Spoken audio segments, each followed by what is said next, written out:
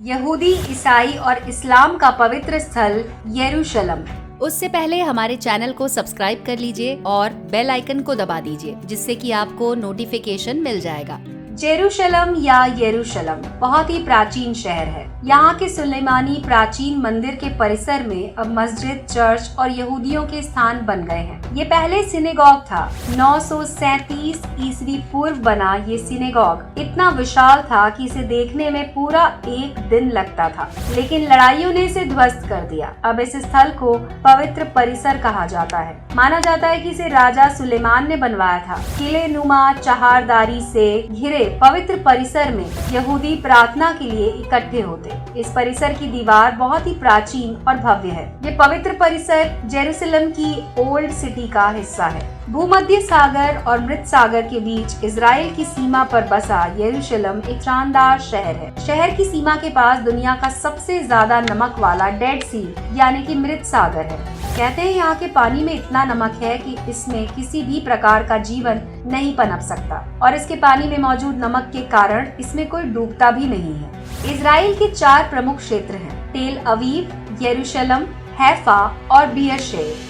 यरूशलेम इसराइल का सबसे बड़ा शहर और राजधानी है। यरूशलेम की गिनती प्राचीन नगरों में की जाती है। यरूशलेम के पास से जॉर्डन सीमा प्रारंभ होती है। इसराइल के तेल अवीव की सीमा भी इससे लगी हुई है। यहाँ की अधिकाधिक भाषा हिब्रू है, लेकिन अरबी और अंग्रेजी अब ज्यादा बोली जाती है। यरूशलेम सहित इसराइल के बाशिंदे लगभग 75% यहूदी, 15% मुस्लिम और 10% अन्य धर्म को मानते हैं। मध्य पूर्व का ये प्राचीन नगर यहूदी, ईसाई और मुसलमानों का संगम स्थल है। तीनों धर्मों के लोगों के लिए इसका महत्व है, इसलिए यहाँ पर सभी अपना कब्जा बनाए रखना चाहते हैं। जिहाद और क्रुसेड के तौर में सलाउद्दीन और रिचर्ड ने इस शहर पर कब्जे के लिए बहुत सारी लड़ाइयाँ लड़ी। ईसाई तीर्थयात्रियों की रक्षा के लिए इसी दौरान नाइट टेम्पलर्स का भी गठन किया गया। माउंट ऑफ ओलिव्स पर खड़े होकर आप अपने सामने यरूशलेम के प्राचीन शहर को देखते हैं, तो उसके मनोरम और भव्य दृश्य का नजारा देख आप मंत्रमुग्ध होकर सोचना बंद कर देते हैं। ओलिव्स पहाड़ी से सुंदर गुंबद और गुंबदों के पीछे दीवार नजर आती है। 1 वर्ग किलोमीटर की पहाड़ी दीवारों से घिरी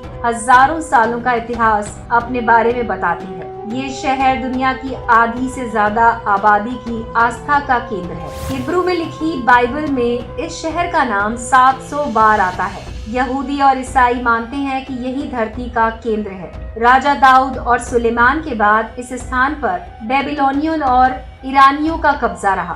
फिर इस्लाम के उदय के बाद बहुत समय तक मुसलमानों ने यहाँ पर राज्य किया। इस दौरान यहूदियों को इस क्षेत्र में कई बार यहाँ से भागना पड़ा। द्वितीय विश्व युद्ध के बाद इजराइल फिर से यहूदी राष्ट्र बन गया, तो यरूशलेम को उसकी राजधानी बनाया गया और दुनिया भर के यहूदियों को पुनः यहाँ बसाया गया। यहूदी दुनिया में कहीं भी हो, यरूशलेम की तरफ मुंह करके ही अपनी उपासना करते हैं। वेलिंग वॉल को विलाप की दीवार भी कहा जाता है। ये यहूदियों का सबसे पवित्र स्थल है। माना जाता है कि यही प्राचीन प्रार्थनालय सोलोमन टेम्पल का परिसर है। इस दीवार के ऊपरी हिस्से में अल अक्सा मस्जिद भी है। यहीं पास में टेम्पल माउंट अर्थात डोम ऑफ द रॉक है। इस दीवार को पश्चिमी दीवार भी कहते हैं। माना जाता है कि दीवार के ऊपर बने अपने धार्मिक स्थल के अपने हाथों से निकल आने की वजह से यहूदी दीवार के समक्ष विलाप करते हैं और प्रार्थना भी। अल अक्सा मस्जिद, जिसे अल हरम अल शरीफ का एक हिस्सा भी कहा जाता है, ये स्थल यहूदियों और मुसलमानों का एक पावन स्थल है। यरूशलेम की अल अक्सा मस्जिद को अल हरम अल शरीफ के नाम से भी जाना जाता है। मुसलमान इसे तीसरा सबसे पवित्र स्थल मानते हैं। उनका विश्वास है कि यहीं से हजरत मोहम्मद जन्नत की तरफ गए थे और अल्लाह का आदेश लेकर पृथ्वी पर लौटे थे। इस मस्जिद के पीछे की दीवार ही पश्चिम की दीवार कहलाती है, जहाँ नीचे बहुत बड़ा सा परिसर है।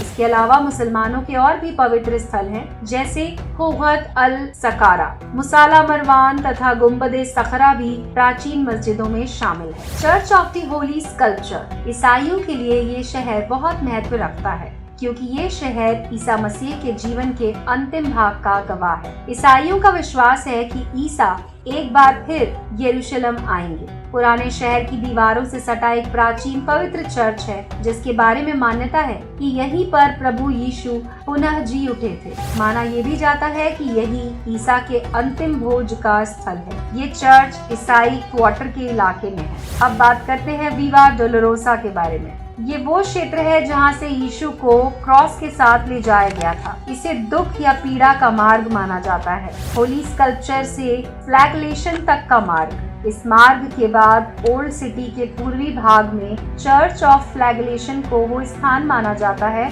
जहाँ सार्वजनिक रूप से यीशु की निंदा हुई और उन्हें क्रॉस पर चढ़ा दिया गया। ये एक रोमन कैथोलिक चर्च है जो सेंट स्टीफन गेट के पास है। इस चर्च के पास ही सेंट एना का चर्च भी है जो 12वीं सदी में निर्मित हुआ था। तो दोस्तों, कैसा लगा आपको हमारा ये वीडियो? हमारे वीडियो के कमेंट सेक्शन में लिखकर हमें जरूर बताएं। ऐसे ही और वीडियोस के लिए जुड़े रहें हमारे चैनल के साथ।